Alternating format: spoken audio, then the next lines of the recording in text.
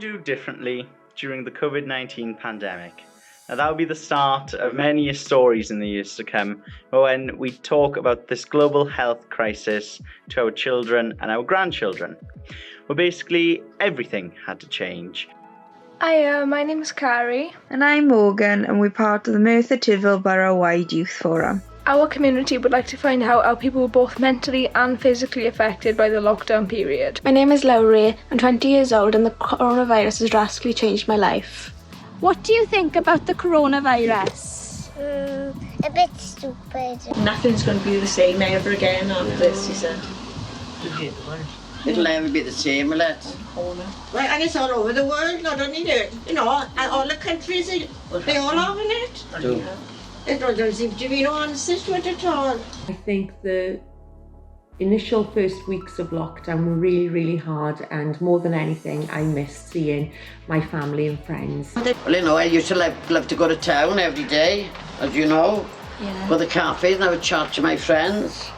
And that's what I'd miss, to be honest with you. I used to have church on a Tuesday night and a Wednesday night, and I miss all that now, you know. But like I said, we got the Zoom, so it's not so bad. My best bit of lockdown might be engaging in virtual meetings with the Merthyr Tydfil Borough-wide Youth Forum. Some people didn't always listen to the social distance or guidance. We clapped weekly for the NHS and celebrated birthdays at home and with social distancing in place. Some days it was difficult, as I'm such a home girl. I spent a lot of time with my family and friends, so not seeing them or having as much of contact with them upset me quite a lot. I took advantage of key workers' hours at Tesco's if it was straight from a night shift or if I was rushing to get a few things before work. For me, lockdown has been both exciting and challenging. From not being able to go to work, to shopping, queues all the way down from Tesco's down to the train station, with a 2-metre distance in between. People either not talking for fear of catching the COVID, or people being very polite and very nice, giving a more sense of community feel, to people out in the streets walking across the road to make sure they had social distancing.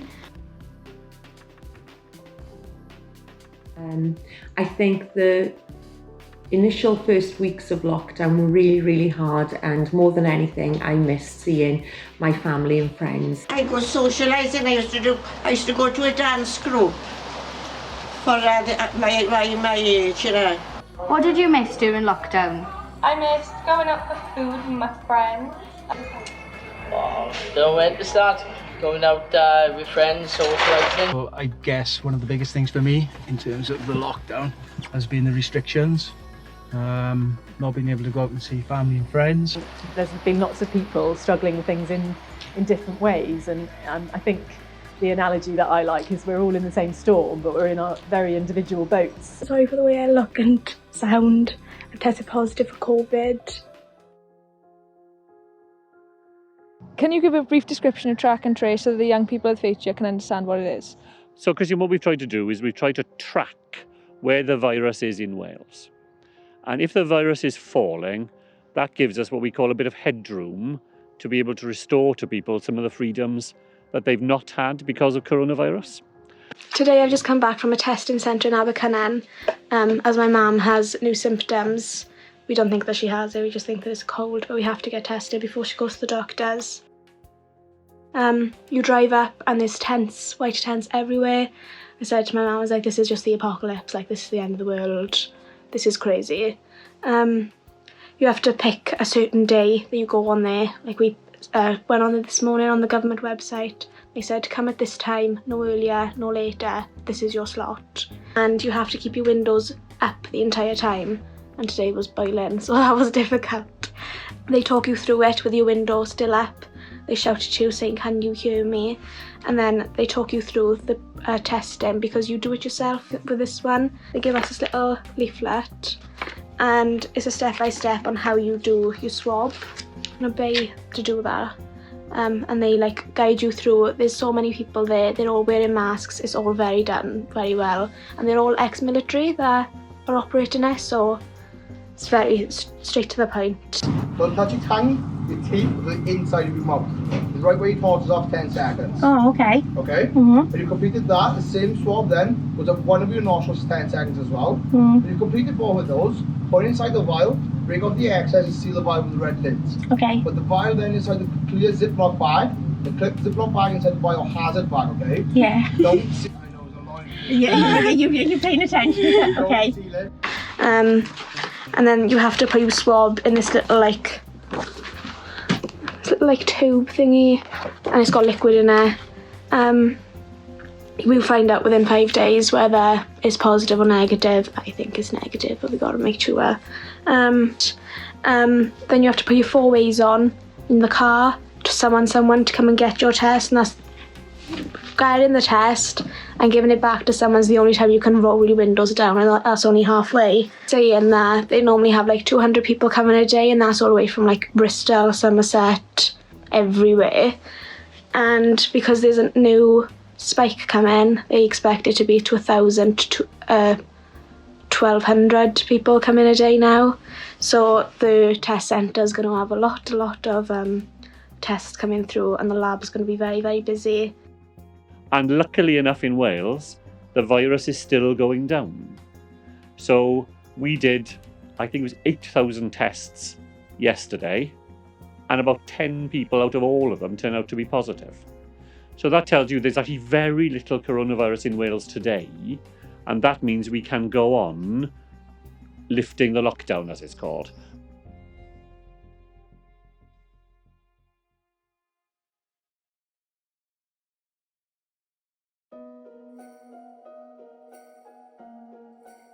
In school, you'd think, oh, it's boring. But once you actually live through coronavirus and the pandemic and things like that, you kind of start to miss it. Hello, I'm Christian Machatic, and I'm the youth mayor and the voice of the young people of Merthyr Tydfil. Today, I am letting you know about the recent update from the Minister of Education, Kirsty Williams. We have been unable to attend school since the 23rd of March, and I'm sure, like me, you may have many concerns about your education and your future. Well, a bit sad because I couldn't see my friends. On the 18th of March 2020, there was an announcement that all schools must close within 48 hours. Teachers had to very quickly adapt to a whole new way of working, adapting schemes of work within 48 hours, ready to deliver over various internet platforms. I didn't like homeschooling, it was a bit, boring, but in real school, yes, I like the real school. It's because whenever I see the work online, if I don't get it, and Mum doesn't get it, she can't help me. The biggest change has been not seeing children every day, and not being able to interact with the children as we do as a rule, especially the smaller children. So in March 2020, I was in my final year at Merthyr College, and I was studying for my A-level examinations. Little did I and all my fellow students know that what was going to happen, and all of our examinations were cancelled, which threw up an array of emotion from each and every student. Schoolwork is another really good thing in my life, and probably everyone else's, because it distracts us from what we're actually going through at the minute. Today, it's July the 16th. We are back in school, but in a very, very different way to what we knew before. Corridors all marked out with 2-metre distancing notices. Children working in bubbles around the school, whereas in the past teachers would stay in one room and children move to them. Now it's the other way round. Children cannot leave one particular classroom that they have been assigned to. Every time they leave the room for a break, a zone cleaner turns up to clean desks and chairs, sanitise door handles, light switches. During lessons, they clean the toilets to make sure the hygiene is as high as it possibly can be.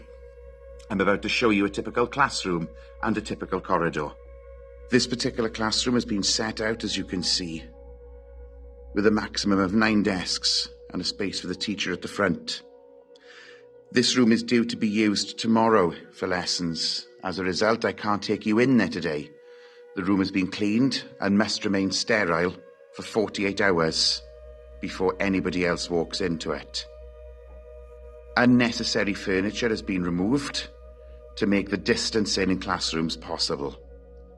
So now that school is open, do you feel safe to go back to school? No. Why is that? Because if I come back, I could be carrying it to my school. This is the corridor that leads to my usual classroom.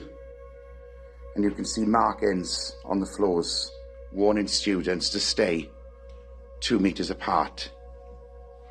You will see a zone sign on the wall. This tells pupils that they are in zone 1. This is currently reserved for year 11. Year 11 would of course normally finished school by this time, but are currently returning so that we can check in on their well-being. Walk down the corridor, you can still see the markings on the carpets, way signage, and then all around the school we are met with posters such as this of social distancing. At every point in the school, at every doorway, on every corridor, we now have hand pumps dispensing hand sanitizer. We also have this, a quarantine room. What was it like going to school for the first time after the lockdown? Well, when I was in school, we just sat with all the other classes and we were allowed to mix with them and have playtime with them. But now we gotta social distance from them and we're not allowed to have dinner with them. And although throughout the lockdown period, we've missed interaction with others, a good morning, a good night as you start and leave the office, a cup of tea with colleagues, quick chats, and even a laugh and a joke. All of the things really that make the day a little bit more entertaining, easy to get through. Hi guys, it's Andrew here, back for another little video for you. It's 8:28 in the morning.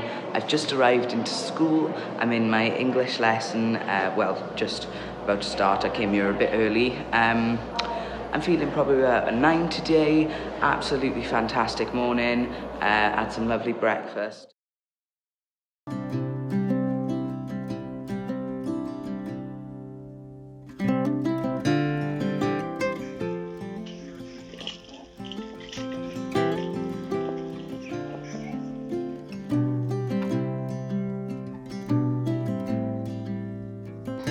A branch of fast food chain KFC opened today in the South Wales town of Merthyr Tydfil. Well, here we are at long last in Cardiff.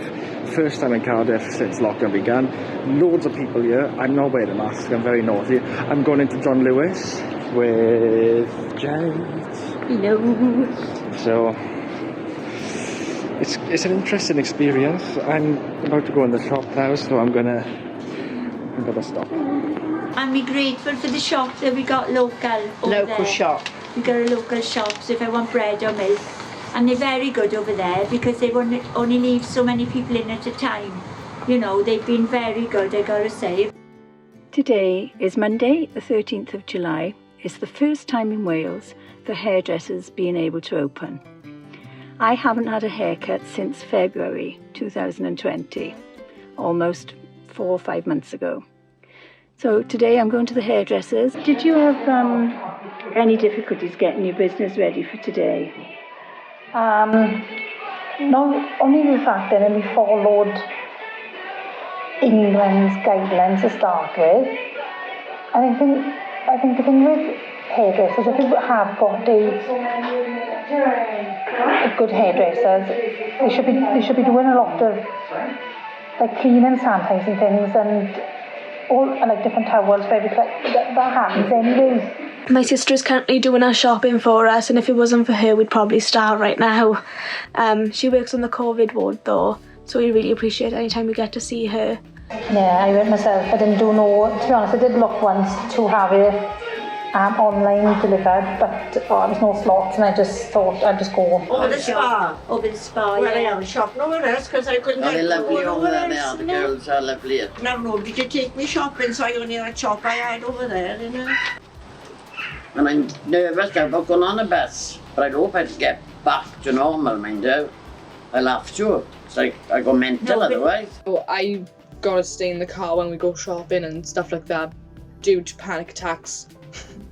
We asked my father to go shopping because he's the one that isn't in and out of the hospital all the time, normally. So I'm in Cardiff, I've been to John Lewis, I've done a bit of shopping, I found a fantastic bargain. I had a bit of a ticking off because I tried on a coat, I forgot that you're not allowed to try anything on. First time we felt any effect of it was the 13th of March when Boris Johnson made the announcement that people should stop going to hospitality businesses, so pubs, restaurants, nightclubs, that sort of thing.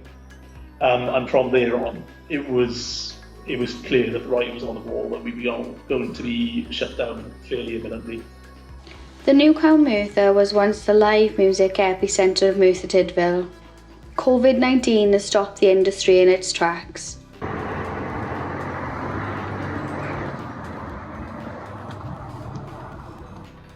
Staff now ask customers to wait before being seated.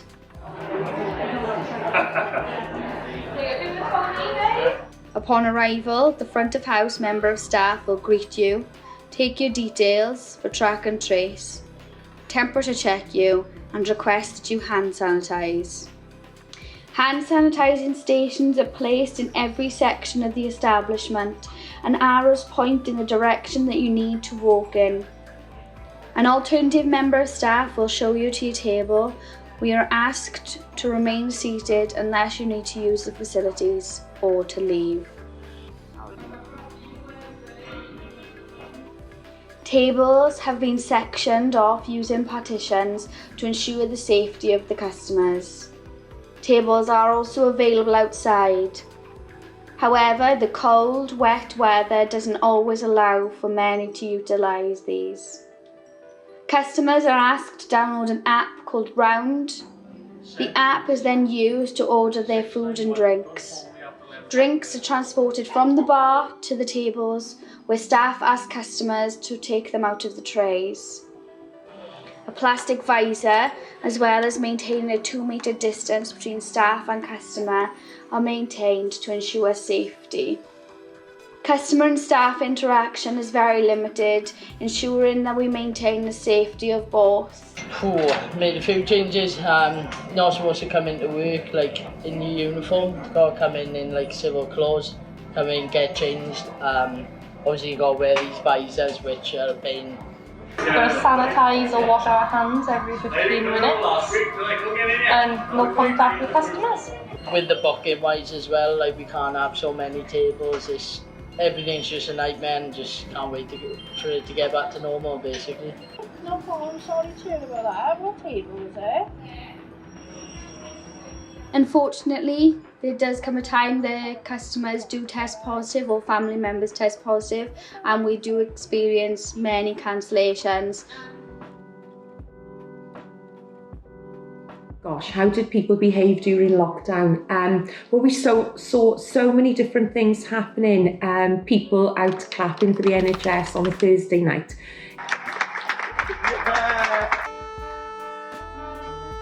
It really was emotional, wasn't it? You'd see people out on the streets, you'd see it on the television, everybody coming out at 8 o'clock and showing their appreciation. So I think that's something that will always stick with me. And for me, as well as my normal work, I've been out volunteering.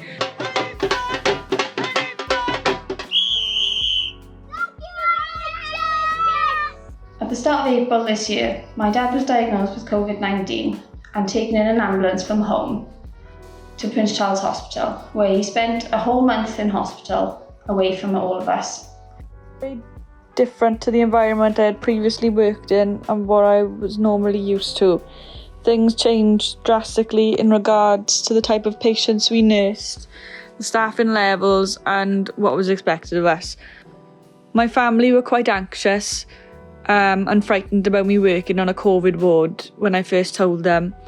Yes, I moved away from home due to my grandfather being high risk and my mother still being in contact with him throughout the outbreak, as she did his shopping and medication pickups for him. I went from being orthopaedic to COVID in just a few days. I was very nervous and worried, just like everyone else. I was scared. However, I was able to stay at home. I did not need to move away like some of my fellow colleagues. My routine when I went home was to go in through the back way, into my garage, strip off my clothes, then go into my house, use the downstairs bathroom to shower. I wouldn't go near my husband or sons and slept downstairs for 3 weeks. It was an awful time for us all on the ward, and we've witnessed some awful things, but at the same time I got to work with different staff who have now become friends, and the love and respect I have for my work family is immense. I always found it easier to go straight to bed rather than sitting around thinking about how the shift had gone. Good morning. Good morning. Good afternoon. Good evening. It's Tuesday, the 29th of September. It's just gone 8:30. It's quite gloomy outside. Got to get past it. I've obviously got to stay indoors because it was self-isolate for 2 weeks. But I've done a week of that now, so that's good. So I've got a few things to do today. Obviously I still can't go out. I've had a good day today.